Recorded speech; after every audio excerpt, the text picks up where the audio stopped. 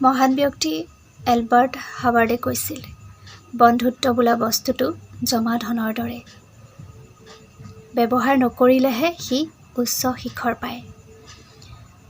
আপুনি আপোনাৰ বন্ধুজনক বাৰু সহজ সৰলতাৰ সুযোগ লৈ কেতিয়াবা ব্যৱহাৰ কৰিছে নেকি? বহুত বন্ধু পাইছোঁ আৰু দেখিছোঁ কিছুমানে বন্ধুজনক সহজ সৰলতাৰ সুযোগ লৈ ব্যৱহাৰ কৰে, ইটিকিং কৰে, দুৰ্বলতাৰ সুযোগ লয় আৰু উইক পইণ্টত ধৰি কথা কিছুমান কয়।